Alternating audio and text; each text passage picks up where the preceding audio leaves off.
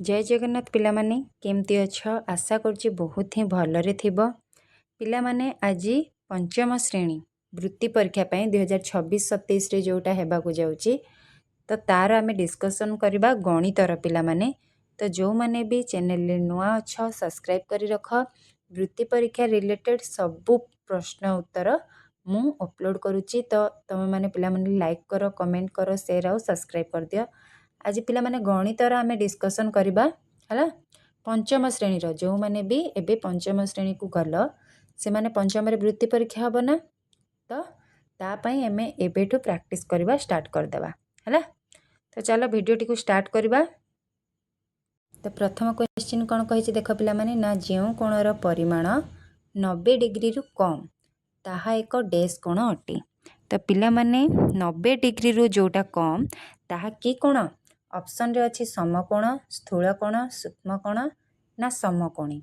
तो को ऑप्शन टा हबो कहिलो ऑप्शन सूक्ष्म कोण कोटा सी हैला सी टा हे जिबा हमर सठिक उत्तर 90 डिग्री रु जोटा कम ताकू आमे सूक्ष्म कोण बोली कहि थाउ बुझिएला। नेक्स्ट कोण अछि देखो नेक्स्ट कहिछि 90 डिग्री मापर कोण को डैश कोण कुहा जाय जोटा 90 डिग्री हैला एमती जोटा 90 डिग्री आकु आमे की कोण कहि थाउ।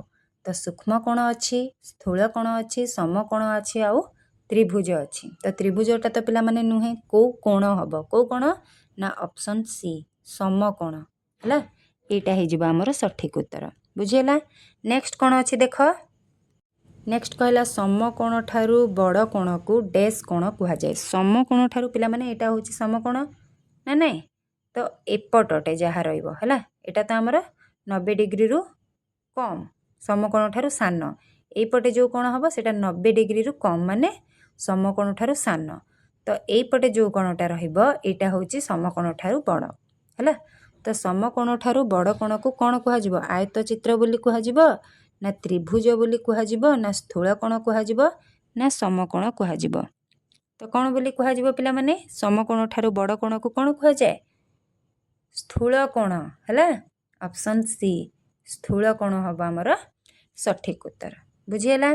नेक्स्ट कोण कहिछि देखो ना 90 डिग्री रु अधिक माने एटारू अधिक 90 डिग्री रु अधिक आ 180 रु कम एटा होछि 180 तो 180 रु कम एटा जो कोणटा हबो सेटा से कोणटा को आमे की कोण बोली कहंती। तो वर्ग क्षेत्र देइछि स्थूल कोण देइछि सूक्ष्म कोण देइछि आउ समकोण देइछि।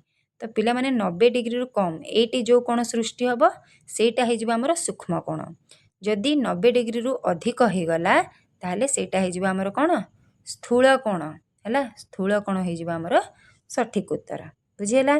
नेक्स्ट कोण अछि देखिबा नेक्स्ट रे अछि जेउ त्रिभुजर गोटिए समकोण थाए ताहाकू डैश त्रिभुज कुहा जाय हैला कोण अछि ना जेउ त्रिभुजर गोटिए समकोण थाए ताहाकू डैश त्रिभुज कुहा जाय समकोणी त्रिभुज कुहा जाय ना समद्विबाहु त्रिभुज कुहा जाय ना स्थूलकोणी त्रिभुज कुहा जाय ना सूक्ष्मकोणी त्रिभुज कुहा जाय। तो कोण कुहा जाय पिला माने तो हमर ऑप्शन ए हबो पिला माने समकोणी त्रिभुज हैला जेउ त्रिभुजर गोटिए समकोण थाए ताहाकू कोण कुहा जाय ना समकोणी त्रिभुज कुहा जाय। सब बिट क्वेश्चन माने आज पिला माने डिस्कस करूची तो एगुडा को मने रखिबा को पड़िबो तम मन को हैला वृत्ति परीक्षा रे ए सब क्वेश्चन आस्थाय। तो पिला माने वीडियो को प्लीज लाइक कर दियो कमेंट कर दियो और शेयर सब्सक्राइब कर दियो निहाती भाबे ए सब होची हेल्पफुल वीडियो हैला। तो नेक्स्ट क्वेश्चन कोन अछि देखो गोटे स्थूलकोणी त्रिभुज रे डैश टी स्थूल कोण थाए गोटे स्थूलकोणी त्रिभुज रे केतोटी स्थूल कोण थाए एकटी दुईटी तीनटी ना चारटी केतोटी थाए पिला माने गोटिए हैला हमर ऑप्शन ए गोटिए स्थूलकोणी त्रिभुज रे गोटिए स्थूलकोण जेउ त्रिभुज रे गोटिए स्थूलकोण थाए ताहाकू आमे स्थूलकोणी त्रिभुज बोली कहि थाउ। तो स्थूलकोणी त्रिभुज रे केतोटी स्थूलकोण थाए एकटी थाए हने ने। नेक्स्ट अछि कोन देखिबा नेक्स्ट कहिछि जेउ त्रिभुजर प्रत्येक कोण डैश ताहा एक सूक्ष्मकोणी त्रिभुज माने गोटे त्रिभुजर हैला प्रत्येक कोण कोण हेथिले ताहा एक सूक्ष्मकोणी त्रिभुज बोली आमे जानिबा। तो कोण हबो पिला माने सूक्ष्म कोण ऑप्शन ए ହେଲା। ଯେଉଁ ତ୍ରିଭୁଜର ପ୍ରତ୍ୟେକ କୋଣ ହେଉଛି ସୂକ୍ଷ୍ମ କୋଣ ତାକୁ ଆମେ ସୂକ୍ଷ୍ମକୋଣୀ ତ୍ରିଭୁଜ କହିଥାଉ। ତ ଆମର ଡେସ୍ରେ ଅପସନ୍ ଏ ରହିବ। ବୁଝିହେଲା। ନେକ୍ସଟ ଅଛି କ'ଣ ଦେଖ ନା ବୃତ୍ତର କେନ୍ଦ୍ରବିନ୍ଦୁ ଓ ବୃତ୍ତ ଉପରିସ୍ଥ ଏକ ବିନ୍ଦୁକୁ ଯୋଗ କରୁଥିବା ରେଖାଖଣ୍ଡକୁ ଡେସ୍ କୁହାଯାଏ। କ'ଣ କୁହାଯାଏ ପିଲାମାନେ? ବ୍ୟାସ କୁହାଯାଏ, ବ୍ୟାସାର୍ଦ୍ଧ କୁହାଯାଏ, କେନ୍ଦ୍ରବିନ୍ଦୁ କୁହାଯାଏ ନା ଡି ବୃତ୍ତ କୁହାଯାଏ? କ'ଣ ବୋଲି କୁହାଯାଏ? ବ୍ୟାସ କୁହାଯାଏ କି ପିଲାମାନେ ନା ବ୍ୟାସାର୍ଦ୍ଧ? କେନ୍ଦ୍ରବିନ୍ଦୁ ତ ନୁହଁ, ହଁ ନା ନାଇଁ? କେନ୍ଦ୍ରବିନ୍ଦୁ ଆଉ ଏଇ ଡି ବୃତ୍ତ ହବ ନାହିଁ। ବ୍ୟାସ ଆଉ ବ୍ୟାସାର୍ଦ୍ଧ ମଧ୍ୟରେ କୋଉଟା ହବ ପିଲାମାନେ? ଅପସନ୍ ବି ହବ ପିଲାମାନେ, ବ୍ୟାସାର୍ଦ୍ଧ। ହେଲା, ଏଇଟା ଗୋଟେ ବୃତ୍ତ ନା ନାଇଁ? ତ ଏଇ ଯେଉଁ ମଝିରେ ଗୋଟେ ବିନ୍ଦୁ ରୁହେ ଆକୁ କୁହାଯାଏ ପିଲାମାନେ କେନ୍ଦ୍ରବିନ୍ଦୁ। ମନେ ରଖ, ବୃତ୍ତଟାର ବୁଝିଯିବ ସବୁ, ଯାହା ବି କ୍ୱେଶ୍ଚିନ୍ ଆସିବ କରିପାରିବ। ତ ଏଇଟା ହେଉଛି ଆମର କେନ୍ଦ୍ରବିନ୍ଦୁ। ହେଲା, ତ ସେ କ'ଣ କହିଛି ନା ବୃତ୍ତର କେନ୍ଦ୍ରବିନ୍ଦୁ ଓ ବୃତ୍ତ ଉପରିସ୍ଥ ଏକ ବିନ୍ଦୁକୁ। ତ ଏଇଟା ହେଲା କେନ୍ଦ୍ରବିନ୍ଦୁ ଆଉ ଉପରକୁ ଗୋଟେ ବିନ୍ଦୁକୁ ହେଲା ଯୋଗ କରୁଥିବା ଗୋଟେ ରେଖାଖଣ୍ଡ ଏଇଟା ହେଲା ନା ନାଇଁ? ତ ଏଇ ରେଖାଖଣ୍ଡକୁ କ'ଣ କୁହାଯାଏ? ରେଖାଖଣ୍ଡକୁ କ'ଣ କୁହାଯିବ ପିଲାମାନେ? ବ୍ୟାସାର୍ଦ୍ଧ। ହେଲା, ଏ କେନ୍ଦ୍ରବିନ୍ଦୁରୁ ଯୋଉଠିକି ଯୋଗ କରିକି ବି ଯାହା ବି ସବୁ ହବ ଏଇ ସବୁ ଗୁଡ଼ାକୁ କୁହାଯିବ କ'ଣ? ବ୍ୟାସାର୍ଦ୍ଧ କୁହାଯିବ। ନେକ୍ସଟ କ'ଣ ଅଛି କ୍ୱେଶ୍ଚିନ୍ ଦେଖ ପିଲାମାନେ, ବୃତ୍ତରେ ଡେସ୍ଟି ବ୍ୟାସାର୍ଦ୍ଧ ଥାଏ। ଏ ବୃତ୍ତରେ ବ୍ୟାସାର୍ଦ୍ଧ କେତୋଟି ଥାଏ? ଅପସନ୍ କ'ଣ କ'ଣ ଦେଇଛି ଦେଖ, 15ଟି, ଅସଂଖ୍ୟ, 5ଟି ଆଉ 1ଟି। ତ କ'ଣ ହବ ପିଲାମାନେ? ଆମର ଏଇ ବୃତ୍ତରେ ଅସଂଖ୍ୟ ଅଛି, କେତେଟା ଯେତେଟା ମଧ୍ୟ ହେଇପାରିବ ବ୍ୟାସାର୍ଦ୍ଧ, ହଁ ନା ନାଇଁ? ତ ଅସଂଖ୍ୟ, ବି ଅପସନ୍ଟା ହବ ଆମର ଅସଂଖ୍ୟ ହେଇଯିବ ସଠିକ ଉତ୍ତର। ବୁଝିହେଲା। ନେକ୍ସଟ କ'ଣ ଅଛି ଦେଖିବା।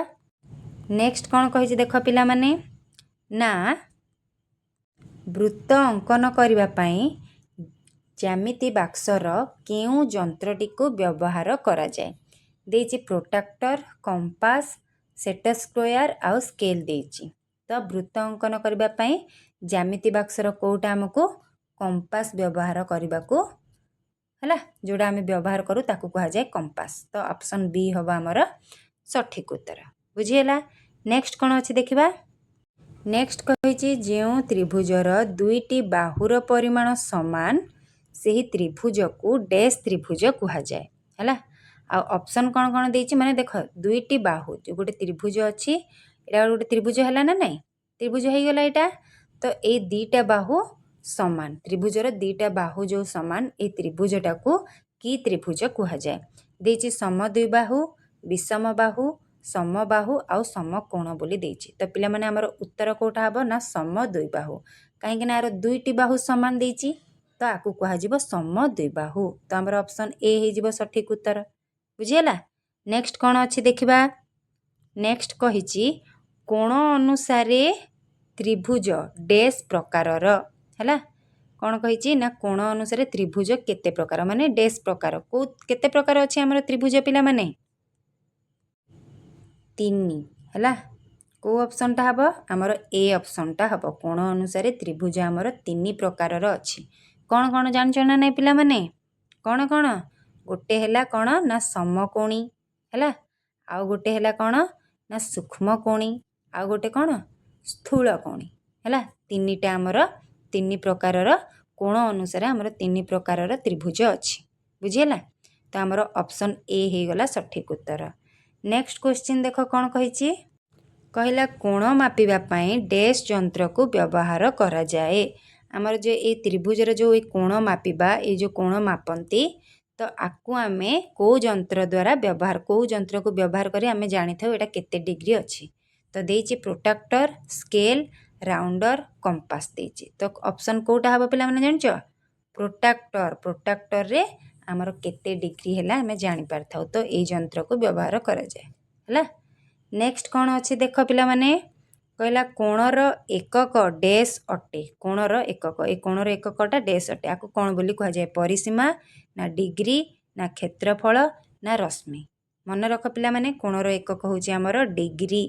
ଅପସନ୍ ବି ହବ ଆମର ସଠିକ ଉତ୍ତର। ବୁଝିହେଲା। ନେକ୍ସଟ କ'ଣ ଦେଇଛି ନା ବର୍ଗଚିତ୍ରରେ ଡେସ୍ଟି କୋଣ ଥାଏ। ଆମର ଏଇଟା ବର୍ଗଚିତ୍ର।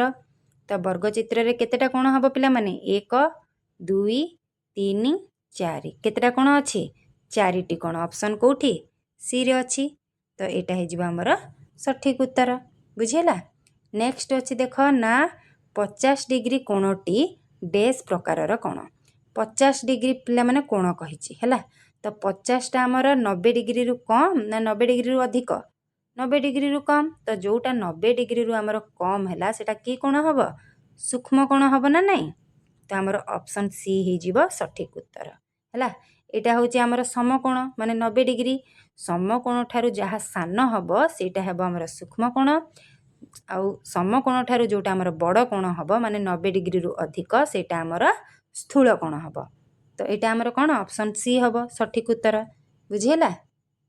नेक्स्ट कौन अच्छी देख पिला माने नेक्स्ट अच्छी एथि मध्यरु डैश डिग्री स्थूल कोण अटे स्थूल कोण माने कौन समकोण ठारू बड़ तो स्थूल कोण कोटा हम 91 डिग्री अच्छी 45 डिग्री अच्छी 32 डिग्री अच्छी आउ 90 डिग्री अच्छी तो स्थूल कोण क्या कह 90 डिग्री रु अधिक माने समकोण रु अधिक समकोणटा आमर केते 90 डिग्री ना नहीं तो 90 डिग्री रु जो कोणटा आमर अधिक अच्छी सेटा हम आमर स्थूल कोण तो 90 डिग्री रु अधिक कोटा पिला माने 91 तो आमर ए ऑप्शन टा हम कि कोण स्थूल कोण है आ बाकी 45 डिग्री 32 डिग्री 90 डिग्री ये सब कोण 45 डिग्री और 32 डिग्रीटा आमर हो सूक्ष्म कोण माने 90 डिग्री रु कम आ 90 डिग्रीटा आमर समकोण तो आमर स्थूल कोण कोटा हम पिला माने 90 डिग्री रु अधिक हूँ 91 तो ये ऑप्शन एटा हो सठिक उत्तर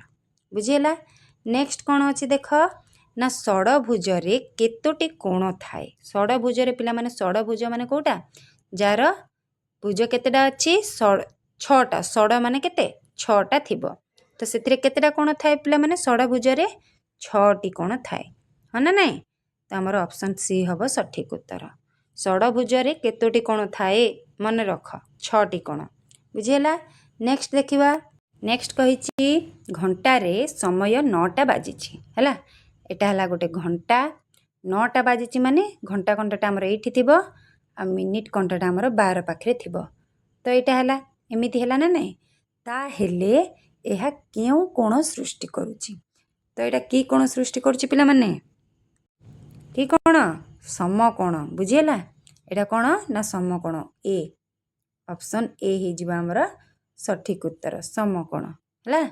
नेक्स्ट क्वेश्चन कौन अच्छी देखिबा नेक्स्ट कही व्यास और व्यासार्ध मध्य डैश बड़ अटे देख पिला माने तुमको एबे बुझेइथिली एटा हला आमर वृत्त एटा केंद्रबिंदु ए पूराटा को आमर कहा जाए व्यास एटा को कहा जाए पूराटा को व्यास आउ एठू ए अधाटा को कहा जाए आमर व्यासार्ध तो पिला माने व्यास और व्यासार्ध मध्य किए बड़ हम व्यास बड़ हम ना नहीं तो आमर ऑप्शन ए एटा हो आमर सठिक उत्तर बुझीला।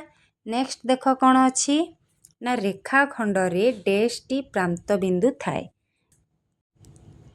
केतोटी प्रांत बिंदु थाए 3टी 4टी 2टी ना 8टी तो रेखाखंड रे पिला माने ऑप्शन सी 2टी प्रांत बिंदु थाए है। नेक्स्ट क्वेश्चन देख बुझीला।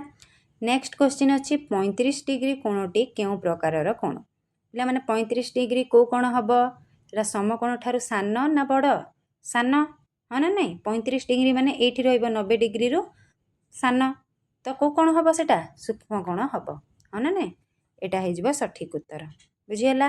नेक्स्ट अच्छी आयत चित्रर कोण गुड़िक क्यों प्रकार कोण एटा है आमर पिला माने आयत चित्र तो जो ये कोण माने अच्छी ये कोण गुड़ा आमर की कोण हम देख पिला माने एटा की कोण ये भलिया अच्छी तो यहाँ हो गला समकोण 90 डिग्री एटा भी आमर 90 डिग्री समकोण तो आमर सबगुड़ा समकोण हम बुझीला ऑप्शन ए हम आमर सठिक उत्तर बुझीला।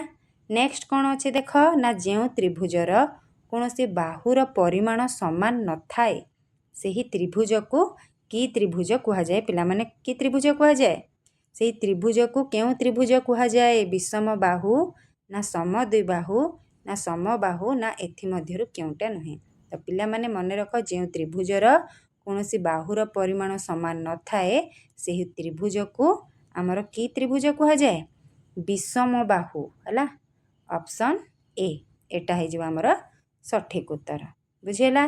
नेक्स्ट कौन देची ना गोटे समकोणी त्रिभुज रे केतोटी समकोण अंकन संभव गोटे समकोणी त्रिभुजरे आमर समकोणी त्रिभुजरे केतोटी समकोण संभव बोली कही ऑप्शन देछि गोटे दुईटी तीनटी ना चारटी तो केतोटी हम पिला माने ऑप्शन एक है गोटे समकोणी त्रिभुजरे गोटे समकोण अंकन संभव होता है तो आमर ऑप्शन ए हो सठिक उत्तर बुझेगा। तो ये थिला पिला माने आमर 25टा क्वेश्चन आंसर डिस्कशन केमती लगिला वीडियो को निश्चय कमेंट सेक्शन रे जणेब। रहुची राधे राधे।